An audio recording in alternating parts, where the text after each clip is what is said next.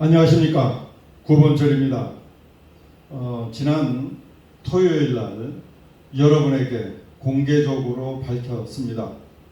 이제부터 대한민국의 제4차 산업혁명은 구본철을 포함한 정말 애국동지들, 그 중에서도 이 사업에 전문성과 열정을 가진 그런 동지들이 함께 하면서 그동안에 광장에서 피와 땀과 눈물을 흘리신 선배님들, 동지들, 그리고 후배들, 자, 이런 분들이 모두 힘을 합쳐서 이제 그야말로 대한민국의 새로운 앞길을 열어가는 데까지 우리가 한번 활동의 영역을 넓혀보자 라고 하는 그런 말씀을 제가 드렸습니다. 오늘은 제가 그동안에 발표한 내용을 이제 PT 자료로 준비해서 이제 본격적으로 여러분과 함께 할 수 있는 시간과 기회를 갖도록 하겠습니다. 자, 지난번에도 말씀드렸지만 산업혁명이라고 하는 것은 기술혁명을 말합니다.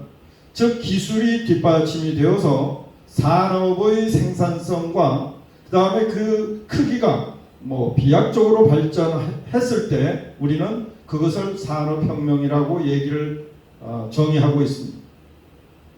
그냥 무슨 성장률이 10%, 20% 정도를 가지고 우리가 산업혁명이라고 얘기하지 않습니다. 박정희 대통령이 시절에 우리나라의 경제 성장률이 한때는 20%에 다다른 때도 있습니다.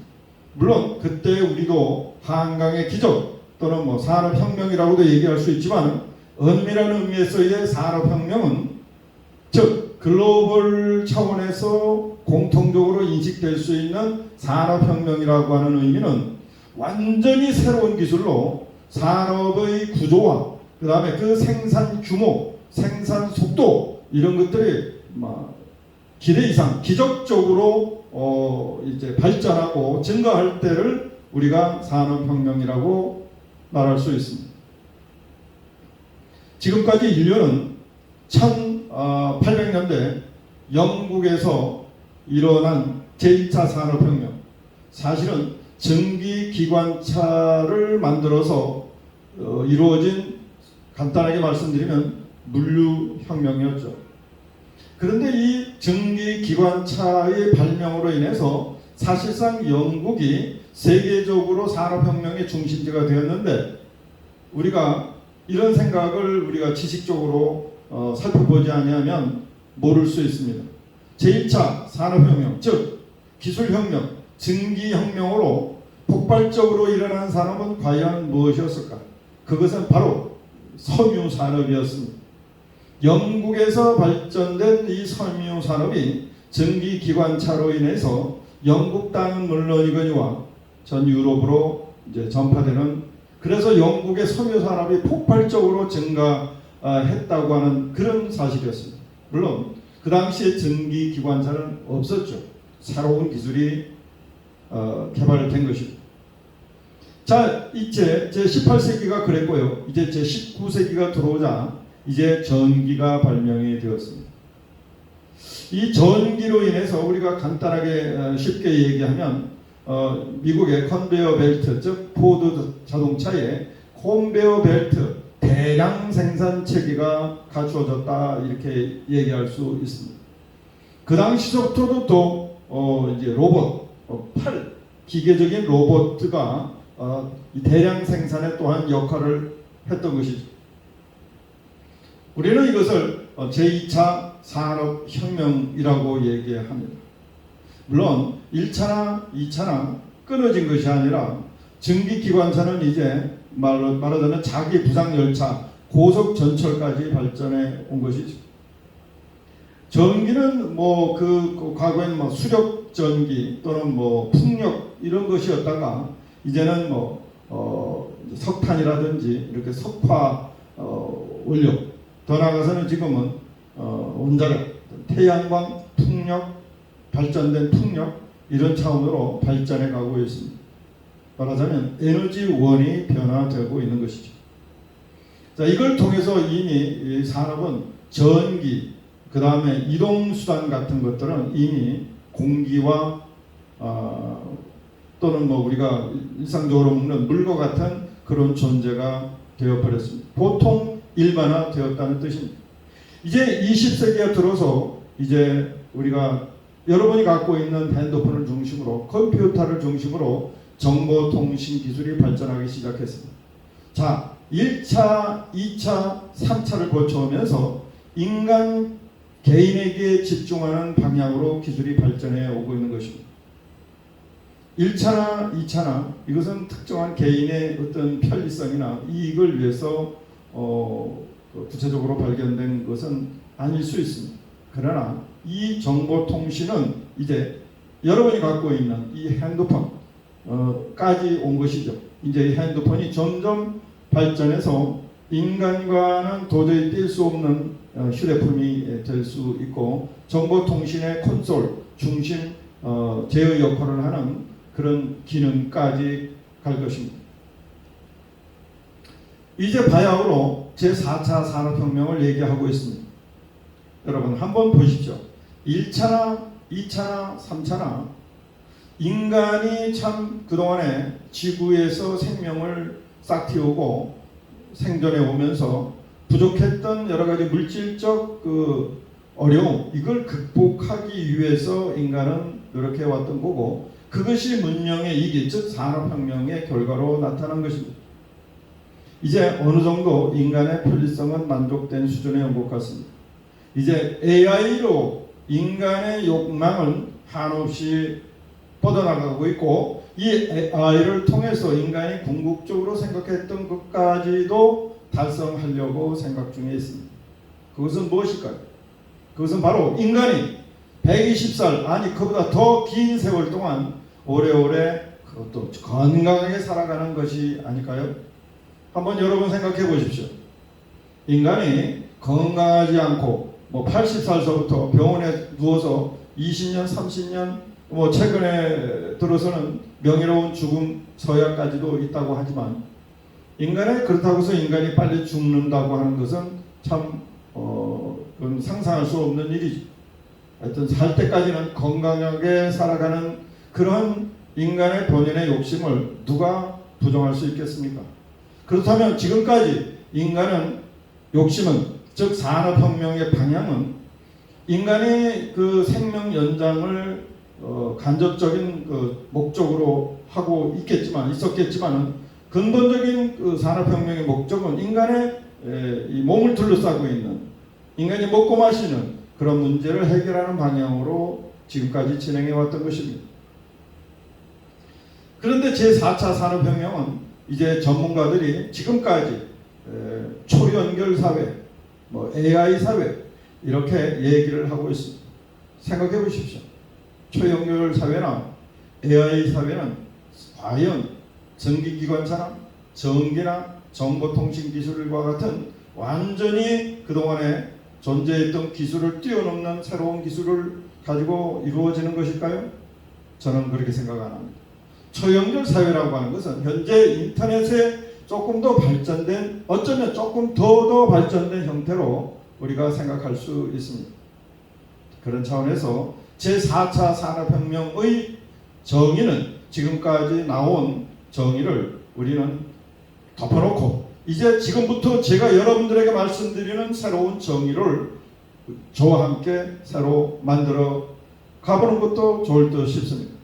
그래서 저는 오늘 말씀드리는 이 장황하게 서두를 말씀드리는 이유가 바로 제4차 산업혁명의 근본 정의를 다시 시작하고 이걸 통해서 이제 인류가 근본적으로 원하는 즉 최소한도 120살까지는 건강하게 사는 문제가 어떻게 우리가 해결할 것이냐 이것이 바로 제4차 산업혁명의 목표가 아니겠느냐 하는 말씀을 오늘 여러분들에게 드리고자 하는 것입니다. 그래서 그런 것들을 이미 인류는 연구해 왔고 발견해 오고 있습니다. 물론 자연의 이치를 발견해 오고 있는 것입니다. 그 발견된 자연의 이치를 통해서 우리는 우리의 건강한 생명, 즉 인간의 궁극적인 목적을 달성하는 방법을 또한 찾을 수 있다고 생각해 왔고 오늘 제가 그 중에 하나를 여러분들에게 말씀을 드립니다. 그것이 바로 제4차 산업혁명의 기본 방향이 아닐까 생각을 하고, 그 추진하는 방법을 제가 뭐 주식회사다, 뭐 연구소다 이런 차원이 아니라 모든 분들이 십시일반 같이 참여하는 동지의식을 느끼는 협동조합 형식으로 만들었고, 이제 여러분들에게 구체적으로 오늘 소개해 드리고자 합니다. 그 이름은 양자터 협동조합입니다. 양자, 쿼텀, 터, 그라운드, 협동조합, 쿠. 말하자면 퀀텀 그라운드 쿠. 이것에 대한 소개와 2022년 이후 지금부터 사업계획을 여러분들에게 하나하나 말씀드리겠습니다. 자, 양자터 협동조합을 말씀드리기 전에, 그러면은 이 양자터 협동조합은 무엇을 기반으로 새로운 사업을 기획하는 것일까? 그 새로운 사업이라는 과연 무엇일까? 이제 말씀드리겠습니다. 자, 제가 지금부터 말씀드리는 이 양자, 즉 퀀텀이라고 하는 것에 대해서 제가 이 시간을 통해서 여러분들에게 양자 물리학, 양자 역학에 대해서 구체적으로 말씀드리지는 않겠습니다. 그 부분에 대해서는 여러분이 다른 유튜브나 방송이나 전문가를 통해서 양자 역학이 무엇인가를 한번 여러분이 지식을 나름 탐구해 보시기 바랍니다. 다만 저는 이 순간에 그동안에 1900년도 초서, 2020세기 초서부터 인류가 애써왔던 그 무명의 과학자들, 소위 천재라고 하는 과학자들, 제가 여기서 얘기하는 천재들이라고 하는 그 수준은 아인슈타인보다는 조금 낮지만 그야말로 몸으로 때우고 실험을 통해서 이를 극복해온 이 물리학계의 선지자들의 결실을 오늘 여러분들에게 말씀을 드리고, 그 기반을 통해서 우리 인류에게 필요한 이 실현성을 어떻게 하면, 어떤 방향으로 하면 조금 더 우리 인간 친화적인 방향으로 나갈까 하는 말씀을 오늘 제가 사업계획으로 말씀드리는 겁니다. 사실 과학자들은 인간이나 또는 인류뿐만 아니고 이 우주, 자연의 원칙, 그 다음에 물질의 구조, 원리 이런 것들을 탐구해 가는 사람들입니다. 자, 이런 물리학자들은 그 물리학을 통해서 새로운 응용 분야를 만들어가는 사람들이 아닙니다. 아인슈타인이 상대성 이론, 즉 일반 상대성 이론, 특수 상대성 이론을 만들어냈고 이것을 이론적으로 정립을 했지만 결국은 그걸 통해서 핵무기를 만들어낸 사람은 페르미와 같은 또 다른 응용과학자들입니다. 마찬가지로 이 양자역학도 그동안에 한 100여 년 동안에 우리 이 양자 물리학의 선각자들이 쌓아놓은 그 원리를 기반으로 이제 이것을 응용화하는 사람들은 저와 같은 또 다른 기술자들입니다. 과학이 기술로 변해야 인간의 삶 속에서 응용할 수 있는 것입니다. 과학은 과학일 뿐입니다. 그동안의 양자역학이나 양자물리학은 과학의 영역에 있었습니다. 다만 이것 중에 일부분이 이제 응용화되고 실제 인간과 아주 접촉통해서 응용 분야로 확산되기 시작했는데, 우리 가장 쉽게 말씀드리는 것 중에 하나가 바로 MRI라고 하는 것이죠. MRI라고 하는 것은 그 원자 내의 중성자와 그 원자 핵과 전자의 충돌에 의해서 나온 감마선을 이용한 그런 그 기계가 바로 MRI 기계입니다. 그 감마선의 그 파장은 원자 핵보다 더 작기 때문에 인간이 갖고 있는 모든 신체의 그 기본적인 구조를 통해서 최소 지금까지 발견할 수 있는 최소의 그 분자 구조 안에서 질병을 찾아낼 수 있는 것입니다. 그래서 비싼 것이죠. 자, 제일 먼저 인간은 양자역학을 양자의학으로 한번 변화시켜 본 것이고, 최근 들어서 한 20여 년 전서부터 양자역학, 양자물리학을 실생활에 응용하기 위한 수많은 현장 그 기술자들의 노력이 있었습니다. 때로는 실패했고 때로는 뭐 저건 사기다 이런 말도 들어왔습니다. 그러나 그들이 생각했던 그 원리는 과거 100여 년 동안 지금까지 인류에게 공헌해온 양자역학, 양자물리학자들의 근본은 원리를 기반으로 하나하나 테스트해보고 실험해봤던 것입니다. 현장에 응용해봤던 것입니다. 물론 그 중에 몇 사람은 뭐 사기성도 있을 수도 있고 또 실패할 수도 있습니다. 그러나 그 모든 것들은 앞으로 우리 인간이 조금 더 나은 기술 발전을 해 나가는 데 있어서 경험의 축적이 되었지, 그것이 결국은 폐기될 어떤 실패로 우리는 기록할 수가 없습니다. 오늘 제가 여러분들에게 말씀드리는 것이 그런 현장에서 노력했던 수많은 전문가들의 피와 땀을 기반으로 오늘 제가 다시 여러분들에게 새로운 도전을 말씀드린다는 것을 이 자리를 통해서 확실하게 말씀드릴 수 있습니다. 그렇다면 제가 말씀드리는 오늘 양자토 협동조합이 하고자 하는 이 수많은 사업들은 인류의 그 근본적인 욕심, 욕망, 즉 건강하게 120살을 살고 기존에 있는 기술들을 조금 더 나은 방향으로 발전시킬 수 있는 근본 기술적인 또는 과학적인 기반은 양자 물리학이라고, 양자 역학이라고 하는 것에 대해서 조금 더 의심할 수가 없습니다. 앞서 말씀드린 대로 인류의 수많은 천재들이 그 당시에 1920년도에 존재했던 아인슈타인, 이야말로 아인슈타인은 실험을 통해서 상대성 이론을, 특수 상대성, 일반 상대성 이론을 만들어낸 사람이 아니고 그는 머리를 통해서 그저 이 말하자면 이론을 통해서 정립해 갔던 사람입니다. 너무나 큰 천재이기 때문에 그의 아성을 무너뜨릴 사람은 없었습니다. 그는 실험한 것도 아니고 그냥 이론, 종이 위에서 그려가면서 상대성 이론을 정립한 사람입니다. 위대한 천재입니다. 자, 이 위대한 천재의 아인슈타인을 뛰어넘는 결과가 지금 여러분과 우리가 맡고자 하는 양자 역학입니다.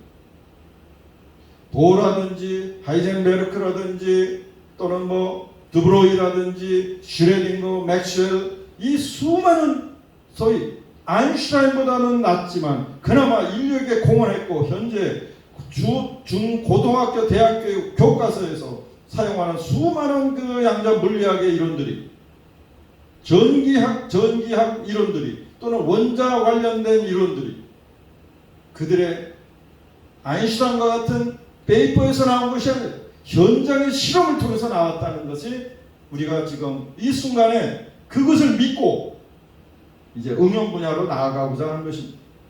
만일에 그것이 이론을 통해서만 정립되었다면 우리는 오늘 이 자리에 저는 여러분들에게 감히 이 마이크를 잡지 못했을 겁니다. 그러나 아인슈타인을 뛰어넘는, 즉 이론 물리학을 뛰어넘는 실험 물리학을 통해서, 실험을 통해서 증명된 것이야말로 이 양자 역학이라는 것이 놀라울 따름입니다. 우리는 이 양자 역학에 대해서 의심을 가질 필요는 없습니다. 이것을 통해서, 실험을 통해서, 응용을 통해서 실패할 수도 있고, 우리의 기술이 부족하기 때문에 실패할 수도 있습니다. 그러나 이 양자 역학이 지향하는 그 근본적인 것, 이 물질과 이 자연계의 존재 원리, 이것은 또다시 인류에게, 인간에게 새로운 도전, 생존의 도전을 주는 하나의 솔루션, 해법이라고 저는 확신해 마지 않습니다. 그래서 저와 함께하는 수많은 현장의 전문가들이 저와 같은 앞서 내세울 수 있는 브랜드는 없지만 그나마 자신이 갖고 있는 수많은 기술을 통해서 이제 실험을 통해 왔던 것입니다. 저도 1년 반 정도, 길게는 2년 정도 이 문재인 정권의 탈원전 정책을 비판하면서 원자력 살리기 국민행동이라고 하는 시민단체를 만들어 저항운동을 하면서 그걸 하기 위하여 원자력 공부를 했던 사람입니다. 그걸 통해서 저는 조금 더 한 단계 나은 양자 역학을 접하게 되었습니다. 저는 놀랐습니다. 저는 통신공학 전문가입니다. 수학자 말고 기술자들 중에서, 공학자들 중에서 수학을 제일 많이 하는 분야가 통신공학 분야입니다. 그런데 저는 양자 역학을 보고 놀랐습니다. 왜냐? 그 정도의 내용이 모두 수학으로 표현되어 있다는 사실을 보고 저는 놀라지 않을 수 없었습니다. 수학으로 표현이 됐다고 하는 것 자체가 이미 이론으로 정립되어 있고 실현 가능하다는 얘기로 우리는 들리기 때문입니다. 통신공학을 통해서 여러분과 핸드폰을 저희가 사용하고 있듯이 이 양자역학의 수학을 통해서 이제 여러분은 바로 제가 오늘 이 순간에 발표하는 그런 내용으로 새로운 도전을 맞이하게 될 것입니다. 자, 이 양자 터보 협동작은 바로 그 양자 물리학에서 나온 삼각자들의 이론을 기반으로, 그 원리를 기반으로 응용 분야로 여러분들에게 이제 새롭게 도전하는 내용을 말씀드리는 겁니다. 저와 함께한 파트너들은 2010년부터 이 양자 에너지를 기반으로 한, 즉 양자 에너지 관련 정보를 기반으로 한 장치들을 만들고 과감하게 현장을 뛰어들어 실험을 진행하고 있습니다. 물론 결과는 성공입니다. 한 가지 말씀드리겠습니다. 제가 지금 말씀드리는 양자수, Q워터라고 하겠습니다. 이 Q워터에 대한 내용들이 많이 있습니다. 장치를 통해서 물의 분자를 쪼개는, 그래서 육각수를 만드는 장치라든지 또 이런 것들도 본인들은 양자수라고 얘기합니다. 물론 그것도 양자수일 수 있습니다. 그러나 기본적으로 양자수라고 하는 것은 양자의 정보 에너지가 아무것도 없는 기본 물에다가 전달이 되고, 그 정보를 받은 물이 바로 우리가 양자수라고 하고, 이것을 사용했을 때 결과를 2010년도서부터 우리가 실험을 해왔던 것입니다. 그 양자수로 두부를 한번 만들어 봤습니다. 콩국수를 만들어 봤습니다. 콩국. 그랬더니 기존에 나와 있던 1cm 큐빅에서 나온 그 유해균이 1.5마리였는데 내중에 양자수로 만든 그 콩국 안에는 20만 마리로 줄었습니다. 그와 반대로 유익균은 증가한, 즉 발효가 됐다라고 하는 그런 결과를 우리는 실험치로 가지고 있습니다. 또 하나는 돼지를 키우는 만두라든지 1만두 또는 7천두 이런 엄청난 규모의 돼지를 키우는 곳에다가 이 양자수를 먹이고, 또는 양자와 기능이 부과된 사료를 먹인 돼지에서 나온 배설물에서 냄새가 나거나 아니면 부패 정도를 실험을 해왔습니다. 놀라운 결과를 가지고 있었습니다.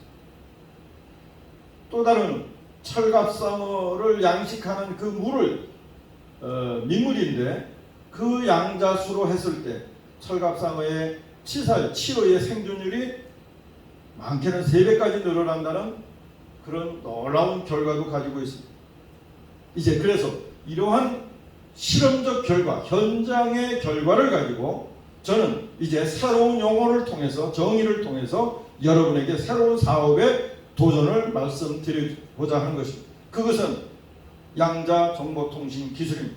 정보통신 기술이라고 하는 정보를 제공하는 네트워크에 관련된 기술을 말하는 것입니다. 바로 제가 여러분에게 새롭게 정의하는 QICT를 이제부터 소개하면서 새로운 사업의 모델을 여러분과 함께 공유해 보겠습니다. 자, 양자 정보통신 기술이라는 물질은 나름 자기만의 고유한 파동과 그 안에 에너지를 가지고 있습니다. 파동과 에너지를 가지고 있다는 것은 그 물질 자체가 자기의 고유의 정보를 가지고 있다는 얘기입니다.